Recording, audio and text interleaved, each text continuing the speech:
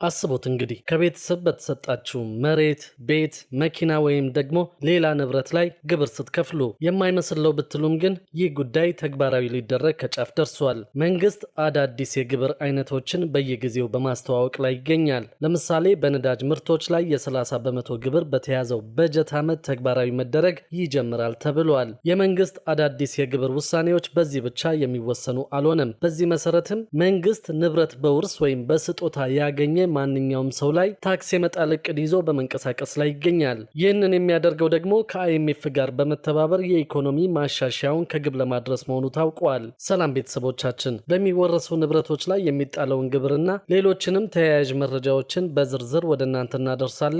እስከ መጨረሻው አብራችሁን ቆዩ።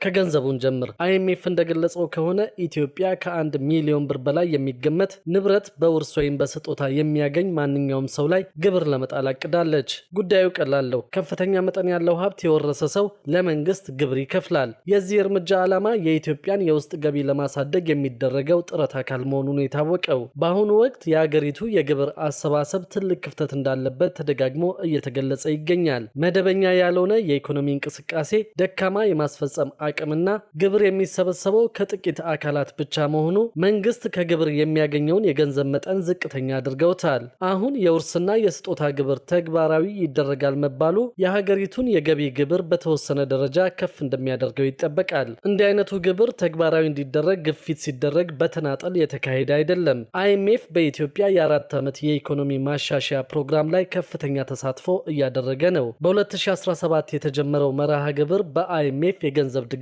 እየተደረገለት ይገኛል። አይኤምኤፍ ቅድሚያ የሚሰጣቸውን ጉዳዮች ያስቀምጣል፣ ቴክኒካዊ ምክሮችን ይሰጣል፣ እንዲሁም ደግሞ ለሪፎርም ስራዎቹ መሳካት የገንዘብ ድጋፍ ያደርጋል። አይኤምኤፍ ከግብር ጋር በተያያዘም ከኢትዮጵያ መንግስት ጋር በቅርበት እየሰራው ነው በማለት በተደጋጋሚ ማስታወቁ የሚታወስ ጉዳይ ነው። አይኤምኤፍ እንደሚለው ከሆነ የኢትዮጵያ ኢኮኖሚ ጤናማ መሆኑ ቅድሚያ የሚሰጠው ጉዳይ ነው። የሚያደርጋቸው ድጋፎችና የሚሰጣቸው ማስተካከያዎችም የኢትዮጵያን ኢኮኖሚ ጤናማ ለማድረግ እንደሆነ ነው አይኤምኤፍ በተደጋጋሚ ጊዜ እየገለጸ የሚገኘው። መንግስት ተጨማሪ ገቢ አገኘ ማለት የሚወስደው ብድር ይቀንሳል፣ የበለጠ ኢኮኖሚያዊ መረጋጋትና ዕዳ ውስጥ የመግባት እድሉ ያንሳል ብሎ አይኤምኤፍ ያምናል። ነገር ግን የግብር ጉዳይ አንደኛው ጉዳይ ብቻ ነው። አይኤምኤፍ ኢትዮጵያ ብሔራዊ ባንኳን በበለጠ ነጻነት እንዲሰራ ግፊት ሲያደርግ ቆይቷል። ይህ ለምን አስፈለገ የሚል ጥያቄ ሊያስነሳ ይችላል። በአብዛኛዎቹ የዓለም ሀገራት ገለልተኛ የሆነ ማዕከላዊ ባንክ ሲኖር የገንዘብ መረጋጋት እንዲኖር ይሰራል ተብሎ ይታመናል።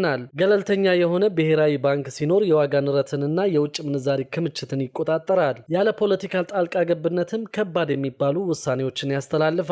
የአይኤምኤፍ ምክረ ሀሳብ በጣም ግልጽ ነው። የኢትዮጵያ ብሔራዊ ባንክ በገለልተኛ ባለሙያዎች መመራት አለበት የሚል ነው። ኢትዮጵያ የተለያዩ እርምጃዎችን ወስዳለች። መንግስት የማዕከላዊ ባንክን የሚመለከተውን አዋጅ አሻሽሏል። የባንኩ ተልዕኮ ተብራርቷል። የውሳኔ አሰጣጡ ዘምኗል። ግልጽነቱ ተሻሽሏል። ሌሎች ህጎችም ወጣው ተግባራዊ እየተደረጉ ይገኛሉ።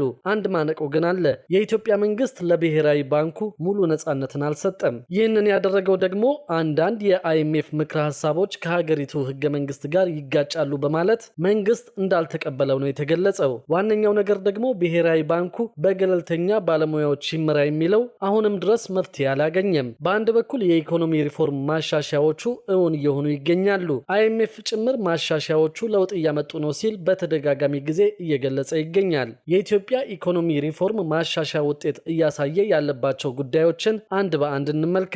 የውጭ ምንዛሪ በገበያ እንዲወሰን ከተደረገ በኋላ የአገሪቱ የውጭ ምንዛሪ መጠባበቂያ ክምችት በከፍተኛ ደረጃ እየጨመረ ይገኛል። አሁንም ድረስ ከፍተኛ ቢሆንም ግን የዋጋ ግሽበትም እየቀነሰ እንደሚገኝ ነው ከመንግስትም ሆነ ከአይኤምኤፍ የሚወጡት መረጃዎች የሚያሳዩት። አይኤምኤፍ ግን በዚህ ውጤት ብቻ ሙሉ በሙሉ የረካ አይመስልም። የኢትዮጵያ ብሔራዊ ባንክ ከዓለም አቀፍ ደረጃዎች ጋር ሲነጻጸር አሁንም ከፖለቲካ አመራሩ ጋር ጥብቅ ትስስር አለው ብሎ ያምናል። በዚህም ምክንያት ሙሉ ነጻነት እስካሁን ድረስ እንዳላገኘ ነው አይኤምኤፍ እየጠቆመ የሚገኘው። አሁን ድረስም የሚነሱ ስጋቶች አሉ። የአይኤምኤፍ የቅርብ ጊዜያት ሪፖርት እንደሚያሳየው ከሆነ የኢትዮጵያን የኢኮኖሚ ሪፎርም ጉዞ ሊያደናቅፉ የሚችሉ በርካታ አደጋዎችን አጉልቶ አሳይቷል።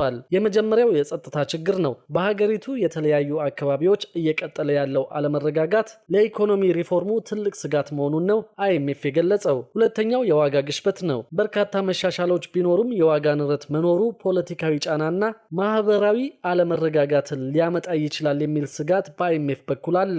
የፊስካል ፖሊሲዎችን ማጠናከርና አዳዲስ ታክሶችን መጣል ከህዝቡ ተቃውሞ ሊፈጥር ይችላል። የአይኤምኤፍ የስጋት ምንጭ መንግስትና አይኤምኤፍ እያደረጉት ካሉት የተለያዩ ስራዎች ጋር ተያይዞ ነው። እንግዲህ ከ1 ሚሊዮን ብር በላይ የሚገመት ንብረት የሚወርሱ ሰዎች በቅርቡ አዲስ ግብር መክፈል ይጀምራሉ የተባለው። ይህ ሁሉንም ሰው የሚመለከት ላይሆን ይችላል። ነገር ግን አንድ ነገር ያሳያል። በውርስ የሚተላለፍ መኪና፣ ቤት ወይም ሌላ ንብረት ከ1 ሚሊዮን ብር በላይ ዋጋ ካለው ግብር እንደሚከፈልበት ገቢ ተደርጎ መቆጠር ይጀምራል ማለት ነው። ሰፋ ባለመልኩ እንየው ከተባለ ደግሞ መንግስት የታክስ መሰረቱን ለማስፋት ቁርጠኛ መሆኑን የሚያሳይበት እርምጃ ተደርጎ ተወስዷል።